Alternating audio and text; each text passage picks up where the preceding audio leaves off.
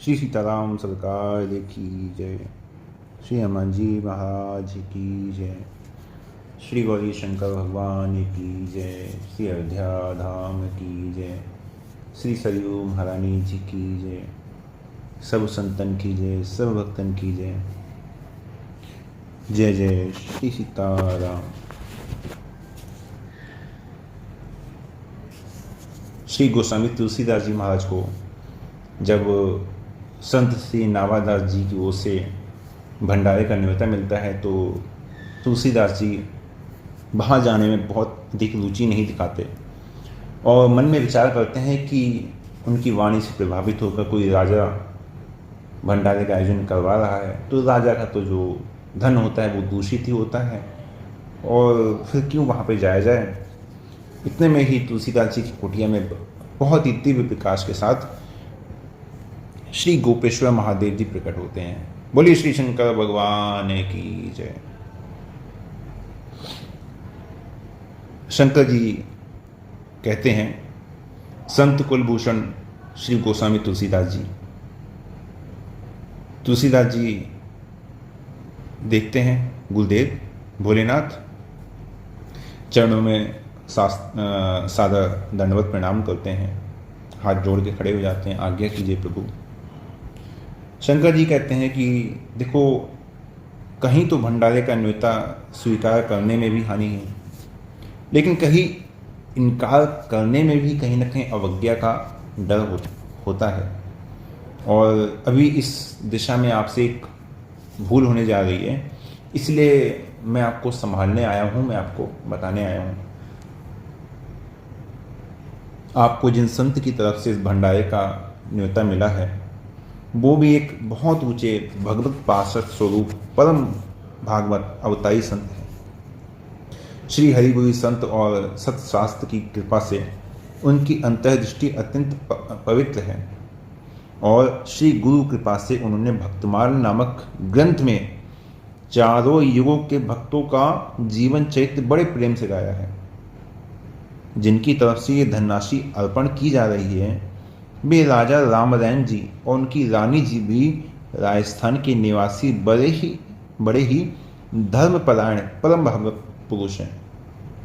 उनकी पूरी वंश परंपरा में कई पीढ़ी से परम निष्काम निर्मल भक्ति का निर्वाह होता हुआ आ रहा है, इसलिए अन्य दोष और भाव दोष की कहीं भी आशंका नहीं है। अन्यत्र कहीं जाएं अथवा नहीं जाएं, लेकिन इस भंडारे का प्रसाद आप अवश्य ग्रहण करें, नहीं तो श्री नाभा स्वामी का उस भक्त राजा का और भगवत प्रसाद का तिरस्कार हो जाने से जो दोष बनेगा वो बहुत भारी होगा और इस सुअवसर से वंचित रहना भी आपको पड़ेगा। इस समय इस भंडारे के बहाने ब्रजमंडल के संतों का दर्शन सब क्योंकि वहीं एकत्र होंगे तो उन सभी का दर्शन होना भी बड़ा ही शुभ संयोग है। तो यदि आप मेरी बात माने तो मेरा तो आपसे यही परामर्श है कि आप वहाँ अवश्य बता दें और शीघ्र बता दें, क्योंकि पंगति बैठने की तैयारी वहाँ हो रही है। और रहे श्री ठाकुर जी रघुनाथ जी महाराज, तो ये लीजिए अमनीय नैवेद्य है ना, भोर का समय है, हम रघुनाथ जी को प्रसाद लगा रहे थे तो हमने सोचा कि बहाना लगा कि हम आपके पास ही ले चलें, आप ही हमारी ओर से भोग लगा दीजिएगा। तो ये भैया हमारी अमनिया है, इसका आप रघुनाथ जी को भोग लगाइए हमारी ओर से और शीघ्र ही आप प्रस्थान कीजिए। प्रसाद देकर अमनिया देकर शंकर जी वहाँ अंतर्ध्यान हो जाते हैं। गोस्वामी जी अमनिया ग्रहण करते हैं, प्रणाम करते हैं, जय हो भगवान भोलेनाथ आपकी जय हो। ठाकुर जी को भोग लगाते हैं और वहाँ से शीघ्र ही चल देते हैं। मन में विचार करते हैं आज प्रभु ने बड़ा अपराध होने से बचा लिया, आज वरना संत अपराध बन जाता। इधर वृंदावन में एक स्थान है ज्ञान गुदड़ी, तो ज्ञान गुदड़ी में सब संत का जमघट होता है, सब एकत्र हो गए होते हैं और जो पंगत बैठी हुई होती है वहाँ भगवान का जयकारा होता है, श्री हरि नारायण गोविंद, एक साथ सभी महात्मा लोग जयकारा करते हैं। श्री राम कृष्ण देव की जय, अवधपुरी मधुपुरी की जय, चारों भैयन की जय, चारों महारानी की जय, हनुमान जी महाराज की जय। तुलसीदास जी आकर एक कोने में बैठ जाते हैं। एक व्यक्ति आकर पत्तल देता है, दूसरा आकर पूड़ी परोसता है, तीसरा खीर लेके आता है। तो खीर वाला कहता है, अरे बाबा, तुम्हारे पास दोनों तो है नहीं, तो खीर किस पात्र में लोगे? गोस्वामी जी इतने में ही पास में एक संत की एक पनही होती है, जूती, उसको उठाते हैं, कहते हैं भैया इसी में दे दो। खीर वाला, अरे बाबा ये क्या कर रहे हो, जूती में खीर लोगे? तो गोस्वामी जी कहते हैं भैया मैं थोड़ा कुछ देर से आया तो दोना नहीं मिला है, इसी में आप दे दीजिए। खीर वाला कहता है बाबा इस अपवित्र जूती में भगवत प्रसाद लोगे? तो तुलसीदास जी कहते हैं भैया संत चरण का आश्रय लेकर तो बड़े बड़े पतित भी परम पावन हो जाते हैं, फिर ये पन्ही जो संत चरण से रज से रोज पवित्र होती है वो अपवित्र कैसे रह सकती है? ये तो परम पावन है, आप तो मेरे लिए इसी में परोस दीजिए। खीर वाला कहता है भैया मैं तो इसमें नहीं देता। वो स्वामी जी कहते हैं महाराज जैसी आपकी मर्जी। खीर वाला वहां से प्रस्थान करता है, नावा स्वामी जी के पास जाता है। खीर वाला कहता है कि महाराज आज तो इस पंगति में एक ऐसा बेढंगा साधु आया है जो जूती में खीर मांग रहा है। कहता है संत चरण से पवित्र रहने वाली इस जूती का अपवित्र होना में जो है आप जो बात कह रहे हैं ये सही नहीं है, ये पवित्र नहीं है, ये तो परम पावन है। नाभा जी कहते हैं अच्छा, भावुकता की इस हद तक पहुंचा हुआ इस प्रकार का आग्रही कौन संत है भाई? खीर कहता है महाराज जी मुझे तो लगता है कि विक्षिप्त मस्तिष्क वाला कोई पागल सा कोई व्यक्ति ही ऐसा सोच सकता है। नाभा जी कहते हैं नहीं भाई नहीं, बिना अच्छी तरह समझे बूझे ऐसा निर्णय लेना ठीक नहीं। खड़े खड़े आंखें बंद करते हैं, ध्यान समाधि में जाते हैं, पुनः आंखें खोलते हैं, अरे अरे भैया ये तो श्री गोस्वामी तुलसीदास जी हैं। वहीं पे अपनी कुटिया में जहां जिस स्थान में बैठे थे वहीं पे बैठे बैठे ध्यान लगा के समझ गए अरे ये तो गोस्वामी तुलसीदास जी हैं। श्री रामचरितमानस जैसे दिव्य ग्रंथ के रचयिता, परम पुरुष श्री सीताराम जी के परम प्यारे दुलारे, कवि कुल चक्र चूड़ामणि संत कुलभूषण श्रीमद गोस्वामी श्री तुलसीदास जी महाराज। दीक्षा के संबंध से भी हमारे गुरुदेव के गुरु भाई, हमारे गुरुतुल्य समादरणीय परम पूज्य श्री श्री अनंत श्री संपन्न श्री मद गोस्वामी श्री तुलसीदास जी महाराज आज इस भंडारे में कैसे आ गए? बलिहारी धन्य हो प्रभु, आज तो मेरा परम सौभाग्य जो इस तरह के अवतारी महान युग पुरुष के श्री चरणों का दर्शन सुलभ हो रहा है। चलो भैया शीघ्र चलो, शीघ्र चलो। उनके दिव्य दर्शन से अपने जीवन का मैं चरम लाभ प्राप्त कर लूँ। नाभा जी सबके साथ पहुँचते हैं और पहुंचकर श्री गोस्वामी जी के श्री चरणों में दंडवत प्रणाम करते हैं। नाभा जी कहते हैं संत कुलभूषण श्रीमद गोस्वामी जी के चरणों में दीन दास नारायण दास का, कल मैंने कहा था ना कि नाभा दास जी का नाम था नारायण दास, तो दीन दास नारायण दास का सादर दंडवत प्रणाम स्वीकार करें। गोस्वामी जी कहते हैं ये आप क्या कर रहे हैं महाराज? आप तो हमारे परम आदरणीय परम भागवत महापुरुष हैं जिनने चारों युगों के भक्तों का गुणगान किया है, जिनकी मुक्त कंठ से प्रशंसा स्वयं आशुतोष औढ़दानी भगवान भोलेनाथ ने अपने श्रीमुख से की है।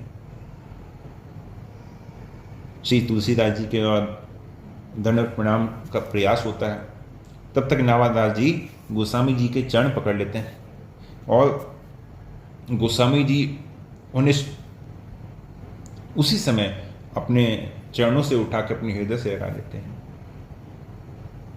नाभा जी कहते हैं आप आइए मेरे साथ। उनको भीतर की ओर लेकर जाते हैं और अलग बिठाकर, सभी संतों से अलग बिठाकर उन्हें प्रसाद ग्रहण करवाते हैं।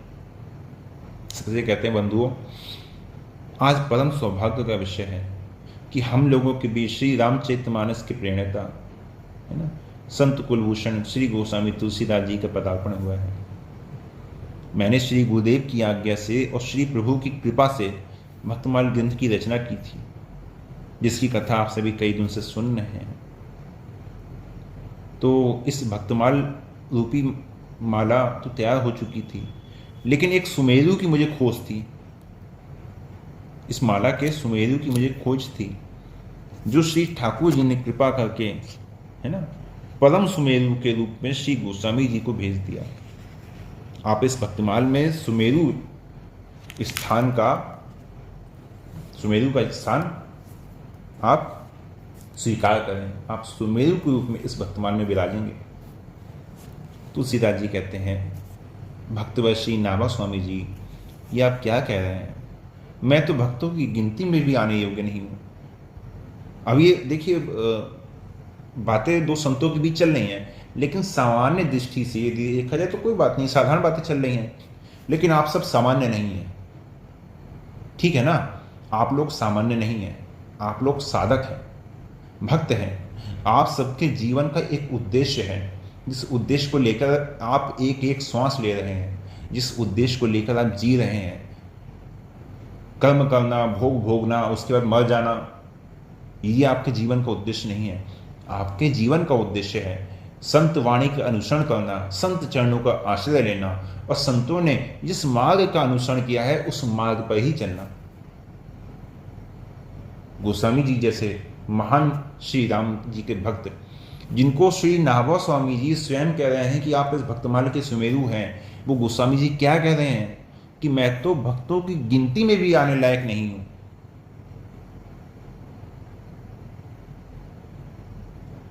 और ऐसे ऐसे लोगों से आपका सामना हो जाएगा जो कहते हैं, अरे आप जानते नहीं हैं हम राम जी के कितने बड़े भक्त हैं। उनका अहंकार ऐसे बोलता है। गोस्वामी जी देखिए कितने विनम्र हैं कि मैं तो भक्तों की गिनती में भी आने योग्य नहीं हूं, और आप भावुकता में आकर मुझे सुमेरु का स्थान दे रहे हैं। नाभा जी कहते हैं, भगवान मैंने अपने मन से ना तो कुछ लिखा है ना कहा है। पहले तो मैं भक्तमाल लेखन में प्रवृत्त ही नहीं हो रहा था, क्योंकि भक्तों के चरित्र भाव तो बड़े ही दुर्गम्य हैं और दुर्बोध हुआ करते हैं, जिन्हें मेरे जैसा बहुत बालक भला कैसे वर्णन कर पाएगा। लेकिन जब गुरुदेव ने दृढ़तापूर्वक आज्ञा दी कि श्री संत प्रभु कृपा से उन भक्तों का चरित्र तुम्हारे अंतःकरण में प्रकट हो जाएगा, तुम्हें तो मात्र निमित्त मात्र बनकर कलम चलाते रहना है, तब जाके मेरा साहस हुआ। और अब भी हृदय में जैसी प्रेरणा हुई है वैसा ही निवेदन कर रहा हूँ। चरित्र तो आपका पहले से ही लिखा जा चुका है, लेकिन ये सुमेरु वाला जो निर्णय है, ये भी हृदय में जैसा अनुभव हुआ वैसा ही मैं आपसे व्यक्त कर रहा हूँ।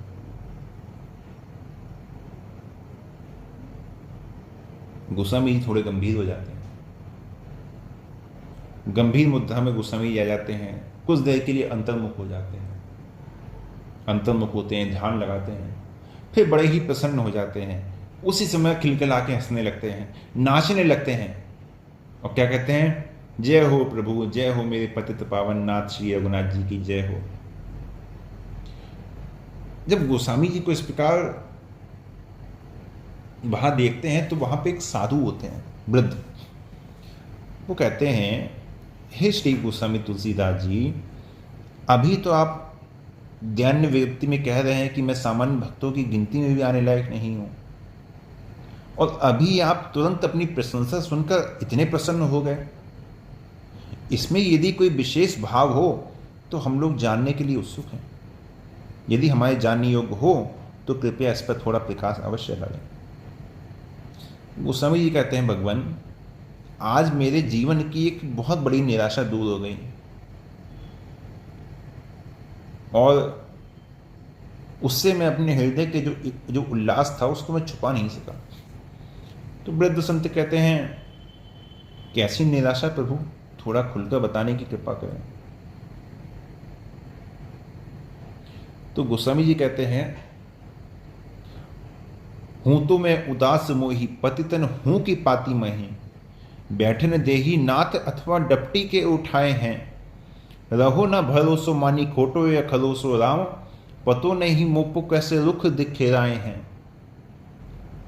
मुझे तो पता नहीं था, रहो न भरोसा, मुझे कोई भरोसा नहीं था, मानी खोटो या खलोसो, कि मुझे खा मानते हैं कि खोटा मानते हैं राम, पता नहीं मुँह पे कैसो रुख दिखलाएंगे, पता नहीं मेरे प्रति कैसा रुख दिखलाएंगे वो। किंतु आज आयो विश्वास दास तुलसी को, अब गुण हमारे विश्वास बिसराए हैं।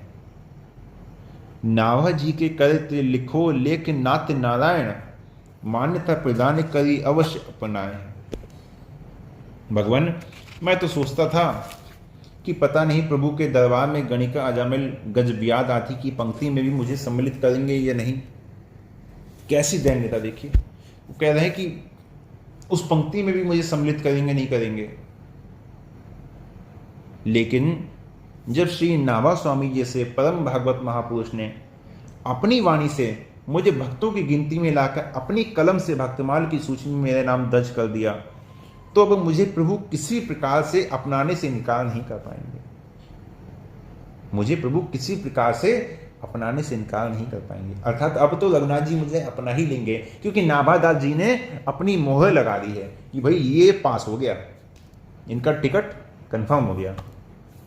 तो वृद्ध संत कहते हैं, धन्य हो स्वामी जी, आप जैसे महानुभाव तो हमारे जैसे असंख्य पतितों को भी प्रभु के दरबार में पहुंचाने की क्षमता रखते हैं, लेकिन हम लोगों को निरअभिमान्यता की शिक्षा देने के लिए आप आचरण दिखा रहे हैं कि हमारे में भक्ति का अभिमान ना हो। श्री नाभा स्वामी जी ने आपको सुमेरु स्थान रखकर सचमुच भी बड़ा ही सुंदर निर्णय लिया है। आप सचमुच इस पद के योग्य हैं। नाभा जी से कहते हैं वो वृद्ध संत, अब तो आप कृपा करके गोस्वामी जी का चरित्र जो भक्तमाल में वर्णन किया गया है वो कृपया हम सभी को सुनाने का अनुग्रह करें, सुनाने की कृपा करें। गोस्वामी जी बहुत ही संकोच में आके हाथ जोड़ लेते हैं। नाभा जी कहते हैं, सुनिए संत भगवान, सभी लोग खूब अच्छी तरह ध्यान दे के सुनिए। संत कहते हैं, सुनाइए सरकार सुनाइए। नाभा जी कहते हैं, कटि कुटिल जीव निस्तार हित वाल्मीकि तुलसी भयो, त्रेता काव्य निबंध करी सतकोटि रामायण। त्रेता में इन्होंने सतकोटि रामायण की रचना करी। एक अक्षर उद्धरय ब्रह्म हत्यादि परायण, जिसका एक एक अक्षर ब्रह्मादि जो ब्रह्म हत्या है उन सब का निवारण करने वाला है। अब भक्तन सुख देन बहुरी लीला विस्तारी, भक्तों के सुख देने के लिए अब उन्होंने अपनी लीला का विस्तार किया। कैसे किया? श्री राम चरण रस मत रहत अहिनिश वृतधारी, संसार अपार के पार को सुगम रूप नौका लयो, कुटिल जीव निस्तार हित वाल्मीकि तुलसी भयो। श्री राम जी के चरण रस को धारण करने वाले ये हैं और संसार के जीवों को पार करने के लिए सुगम नौका रूप हैं। कटिल कुटिल जीव निस्तार हित वाल्मीकि तुलसी भयो।